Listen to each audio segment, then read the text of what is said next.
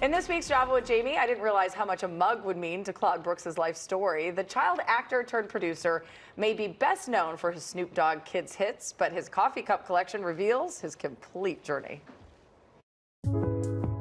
Okay, so first of all, you're insisting that I have my coffee in a mug. Yes. We have plenty to choose from. Come on. We heard it's Java with Jamie. We gotta get our mugs on. Well, I have to pick this one right now, Doggy Land. But tell me about the history of some of these other Okay. ones. C to the B Productions, which is the actual name of my production company.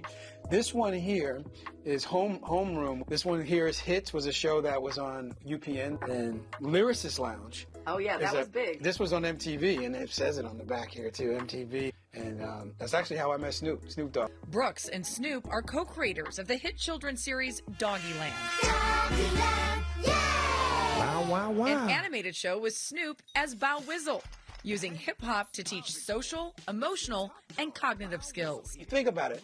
You remember some of the best choruses in the world. Sure. They live with you, right? So if you use that as a learning tool, why do we remember our ABCs? It has a harmony to it. A, B, C, D, E, F, G. Put a beat behind it, and now it's real funky fresh, right? And that's so what we do. We make it super dope and super fresh. Thinking about Snoop Dogg from back in the day, now singing about affirmations, is like, what? But it works. We couldn't have done Doggy Land with Snoop 20 years ago because it didn't fit with who he is, right? But where he is now, he's a granddad, right? He's a granddad. We've watched him raise his own kids. We've also realized how much he's leaned into the community, and they're asking for affirmation. And he's like. And Brooks has met families where those affirmations are life-changing. This lady comes through and she goes, she goes, "Can you guys play I Am Me?" And we're like, sure. She has her 3 kids. She goes, "My 5 or 6-year-old is nonverbal. The only time he says something is when I Am Me comes on." And so they're there taking pictures, and we hear a kid go, "I am me." Oh, Jamie. We are all like, what? And how about those are the words that he had and used? You know, and I was like, were you all crying? Yeah, everybody's like, what? So to get a moment like that. Yeah. You know you're doing the right thing. Long before Brooks made kids content, he was a child actor himself. I want to get lots of pictures, so I just put the Energizer in my flash. My mom had an Afro-Caribbean dance company that I played the drums for. When I was 8, I would see these kids on the commercials and stuff. And I was like, "Mom, I want to do that." And so like, "Can I just audition?" And she said, "Yeah." I went on 3 auditions. It was a Burger King commercial. Underoos. Do you remember Underoos? It was like it was underwear, like superhero underwear. And The Wiz, the movie The Wiz. And Jamie, I can believe this. I booked all 3 of them. All 3. And I was like, "See, Mom? This We showed her. Yeah, it's like we can do this." And that was the beginning of my acting career.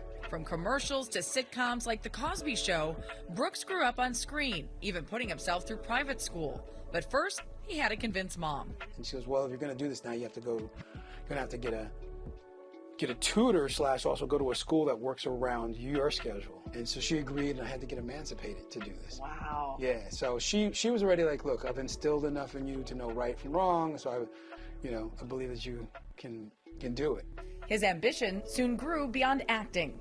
Right after True Colors, where putting me on a TV show could help it get greenlit. I've always had like the spark of wanting to have other things happening. So one thing just led to the next. So organically I started producing. By then I had done a ton of episodes as an actor and felt like maybe I should kind of like dial this down a little bit, since this seems to be a little bit more interesting and taking a lot more out of me. In retrospect, I should have kept both going. Right? I was like, I want to do the thing that's harder. The harder producer gig led to diverse projects, but the former child actor's most successful shows merge hip-hop and education. First with Hip Hop Harry, which had a resurgence during the pandemic, where Snoop was listening. When Snoop saw it, he's like, "Man, Claude, I want to get on one of these episodes." And so he did, and afterwards he goes, "I would love to do something like this." Now, Brooks is looking ahead, adding characters, collaborations, and even planning a movie. I just always felt that kids, because I was really leaned into myself being a kid, like we get it way more than adults think you do. And so if you can feed that sponge way early in life, like you're gonna win, in a big way.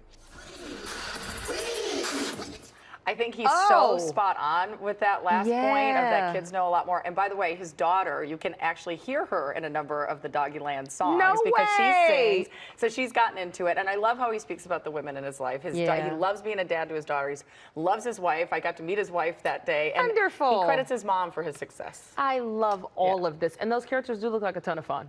I was just getting into the jam and then we cut it off. I have to say, when I first discovered it, I went, what is this? Yeah. And then I went, this really works. Yeah. And you think about all the lessons kids can learn just by having the repetition and the rhythm. Once you engage them, then they're locked in. Exactly.